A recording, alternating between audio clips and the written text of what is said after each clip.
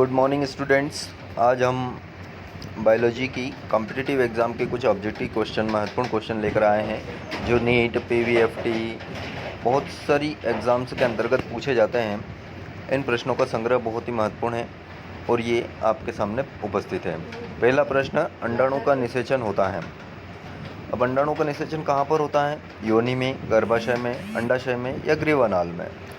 तो अंडाणु का निषेचन जैसा कि माना जाता है कि कहाँ पर होता है? ग्रीवानाल। ग्रीवानाल के अंदर अंडाणु का निषेचन होता है, जहाँ पर नर का शुक्राणु और अंडाणु आपस में मिलते हैं। दूसरा प्रश्न है, अंडप्रजक हैं।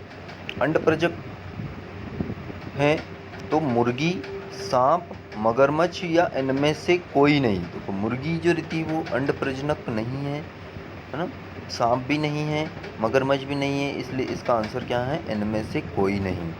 लेकिन यहाँ पर ध्यान देने वाली बात है कि भाई साहब यहाँ पर अंडप्रजक कौन है, अर्थात यहाँ पर सांप भी है, मगरमच्छ भी है और मुर्गी भी है। क्यों? क्योंकि ये अंडे देते हैं। तीसरा प्रश्न, उभयलिंगी प्राणी है। उभयलिंगी प्राणी मुर्गी है, सांप है और भी दोनों है या केचुआ है।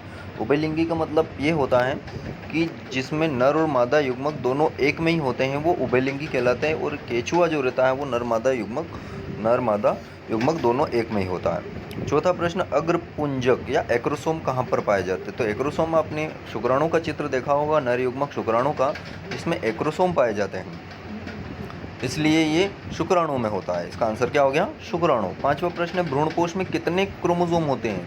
तो भ्रूणकोश में 3 क्रोमोसोम होते हैं। कितने होते हैं? 3 क्रोमोसोम।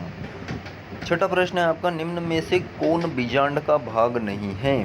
तो इंटेग्यूमेंट बीजांड में होता है, न्यूसिलेस होता है, चेलेजा होता है, लेकिन एंडोथैसियम नहीं होता है। सेवंथ, शुक्राणु जनन का नियंत्रण किसके द्वारा होता है? तो शुक्राणु जनन का नियंत्रण कौन करता है? LH। LH क्या है? ल्यूटिनाइजिंग हार्मोन है जो शुक्राणु जनन का नियंत्रण करता है। आठवां प्रश्न आपके सामने, निम्न में से किस में जल परागण होता है? तो जल परागण मतलब किस में होगा? जो जल में पाए जाएंगे। जलकुंभी, कमल, हाइड्रिला, होते तीनों जली हैं, लेकिन हाइड्रिला में जल परागण पाया जाता है। गैमेट्स के युग्मन को क्या कहा जाता है? गैमेट्स के युग्मन को कहते हैं परागण, सिनगेमी, पार्थेनोजेनेसिस या स्पोरोजेनेसिस। तो क्या कहा जाता है? सिनगेमी। क्योंकि परागण तो क्या होता है कि पुंकेसर और स्त्रीकेसर मिलते हैं। पार्थेनोजेनेसिस और स्पोरोजेनेसिस, स्पोर बनने की क्रिया। पार्थेनोजेनेसिस मतलब फल निर्माण, बिना निषेचन के फल बीज निर्माण की क्रिया।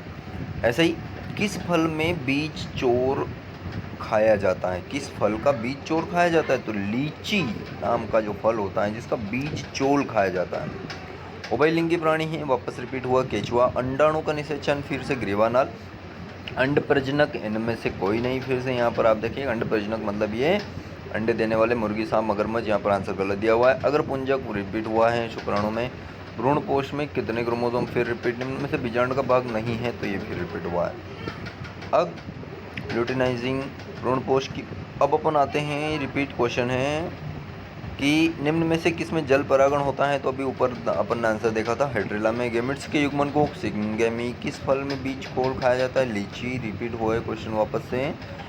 एंड्रोमैफिली नामक परागण के द्वारा होता है। 22 नंबर का क्वेश्चन दे रहे हैं। तो कीड़ों के द्वारा जो रहता है वो एंटेमोफिली। एंटेमोफिली का एक विज्ञान की ब्रांच होती है एंटमोलॉजी। तो एंटमोलॉजी किसका अध्ययन करती है?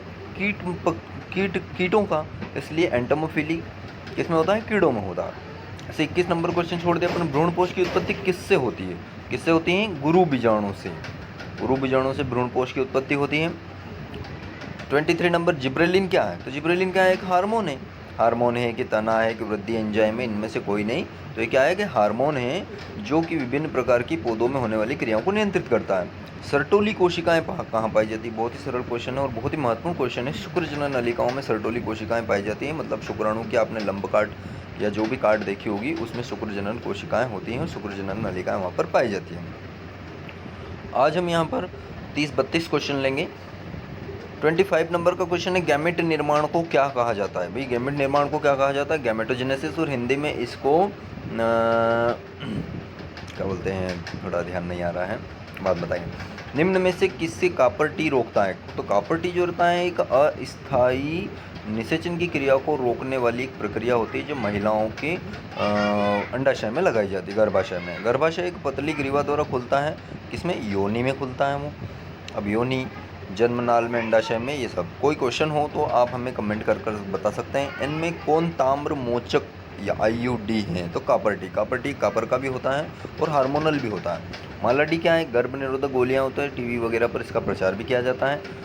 इनमें से कौन गर्भ निरोधक गोली है? तो कौन सी है? संगीनी है कि सहेली है कि संवाहक है? सुहानी। सहेली टीवी पर बहुत बार बताते, गर्भ निरोधक गोली सबसे सबकी सच्ची सहेली। रिलैक्सिन स्त्रावित होता है, कहाँ से स्त्रावित होता है रिलैक्सिन? अंडाशय से। अंडाशय से स्त्रावित होता है। कब स्त्रावित होता है? जब डिलीवरी पीरियड होता है महिलाओं में, तब रिलैक्सिन होता है। ये जिसके रिलैक्सिन की वजह से क्या होता है, उनके गर्भाशय पेशियाँ शिथिल हो जाती हैं और बच्चा पेट से बाहर आ जाता है। IgM एंटीबॉडी कहाँ पर पाया जाता है? रक्त में। IgM एक एंटीबॉडी होता है जो रक्त में पाया जाता है। IgA, IgB, IgM, IgG, इस प्रकार के कुछ एंटीबॉडी होते हैं। यहाँ पर हमने 32 क्वेश्चन करे हैं। आगे के क्वेश्चन हम अगले वीडियो में लेकर आएंगे। इन क्वेश्चनों को अपनी कॉपी में नोट करें और अच्छे से याद करें। Thank you. और एक और बात, हमारा एक यूट्यूब चैनल भी है गंगाराम भवनाथ करके, वहाँ पर आपके सारे वीडियो जब आप चाहें आपके मोबाइल से ले सकते हैं। उस यूट्यूब चैनल को सब्सक्राइब करें और वीडियो को लाइक और शेयर ज़रूर करें। Thank you very much.